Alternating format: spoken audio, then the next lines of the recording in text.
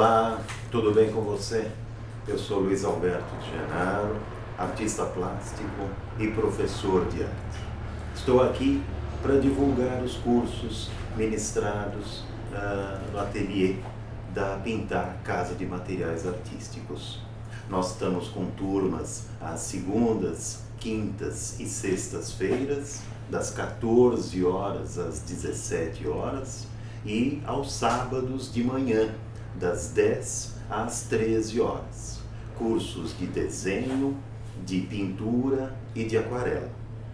Bem, por que fazer um curso de artes? Vocês poderão se questionar. Bom, do ponto de vista do desenho, eu destacaria aqui, para examinarmos a questão, eu destacaria 4 aspectos, pelo menos, né? Quanto à função, quanto à finalidade, quanto à técnica e quanto ao processo propriamente dito. Do ponto de vista da função, eu nem vou responder. Quem vai responder é você mesmo.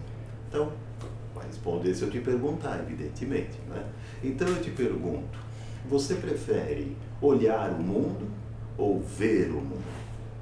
Ver no sentido de observar tudo aquilo que há no mundo de rico, na sua plena variedade de formas manifestas. Também, igualmente, observar atentamente as unidades que esse mesmo mundo distingue e discerne. Pois bem, então você preza a observação.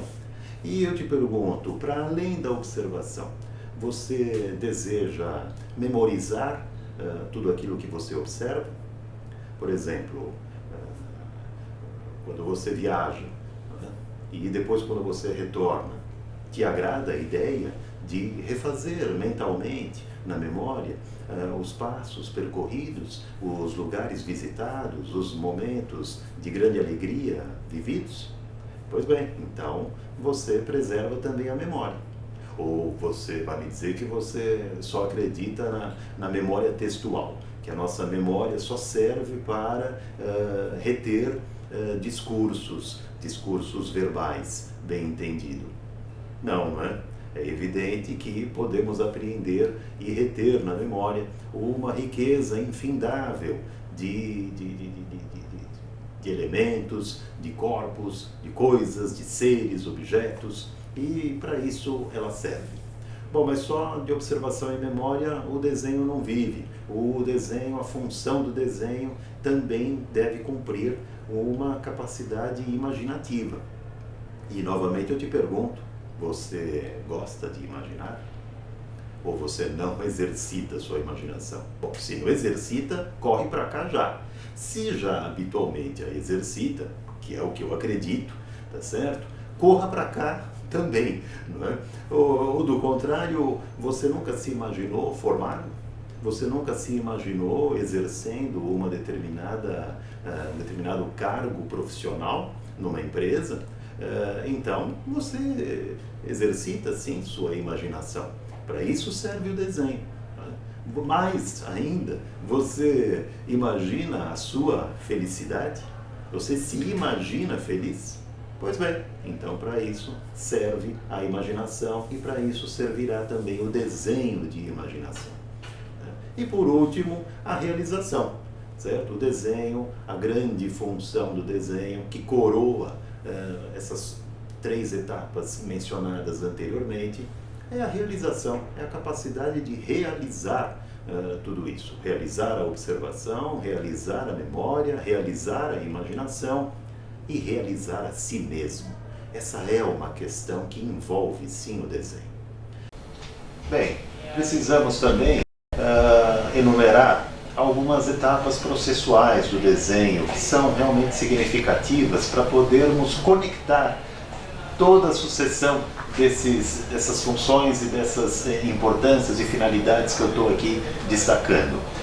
Do ponto de vista processual, portanto, a gente parte no desenho de uma folha em branco e a nossa expectativa é a conclusão com uma representação digna de tudo aquilo que observamos e imaginamos.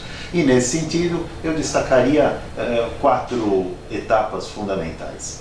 uma primeira etapa voltada para a captação e o estudo da estrutura geométrico-compositiva, seja da realidade observada, seja de um quadro, uma pintura que venha a ser analisado. Uma segunda fase dedicada à qualificação dos contornos e à planificação das superfícies volumétricas, através dessa síntese, né, planimétrica. Uma terceira fase, a entrada da luz e sombra, que vai já dar toda uma outra aparência para a representação.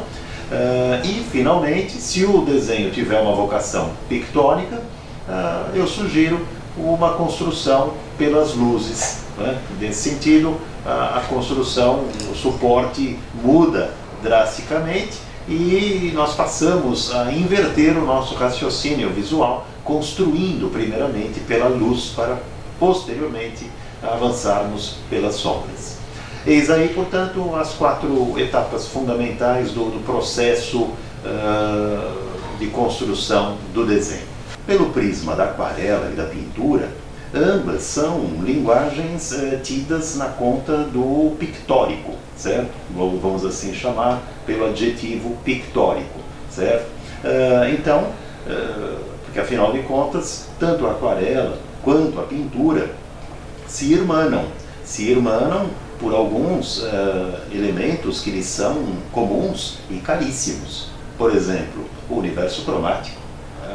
A aquarela não pode abrir mão da cor, tampouco a pintura, seja no acrílico, seja pintura a óleo, poderá prescindir do universo cromático, certo? Da luz, consequentemente. E quando falamos da cor, estamos falando de uma grande capacidade de captação da luz em toda a riqueza de sua variedade. E nesse sentido não é o desenho não que cumpre essa função. É sim uma modalidade pictórica, tá certo? Afinal de contas, a luz varia, certo? Varia de local para local no globo terrestre. E uma pintura que se preze, uma aquarela que se preze, à medida do possível, pode captar essas riquezas de sutileza.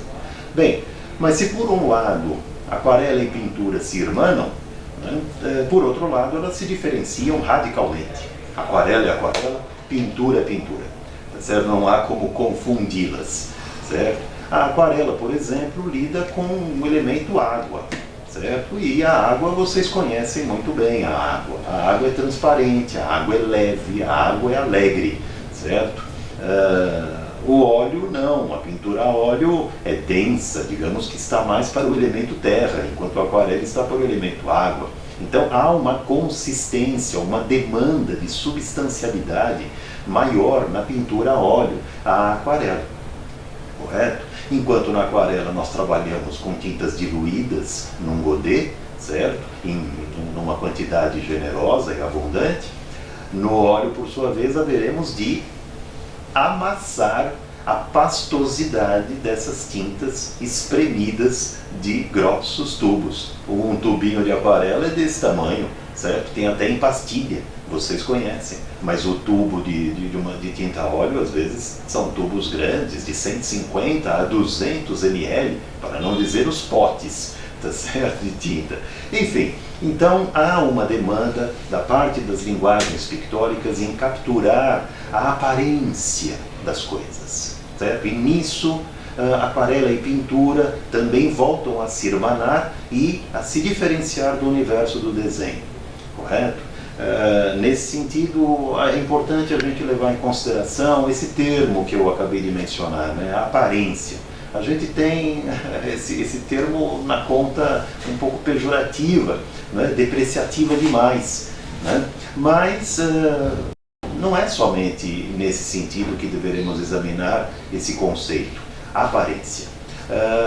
Uma alma fecunda o corpo, e um corpo aparece. Eu, para estar aqui diante de vocês, estou aparecendo, não é? A câmera que está me filmando, também ela aparece para mim, tá certo? E assim sucessivamente. Estamos cercados de corpos vivos, de seres vivos, e estamos, portanto, cercados de seres animados pela alma, por um lado, mas por outro lado se manifestam e se nos revelam sob a forma de suas aparências. Então, uma modalidade pictórica, seja pelo prisma da aquarela, seja pelo prisma da pintura a óleo, penso eu, deve capturar esse aspecto fundamental, repito, a aparência das essências. Perfeito?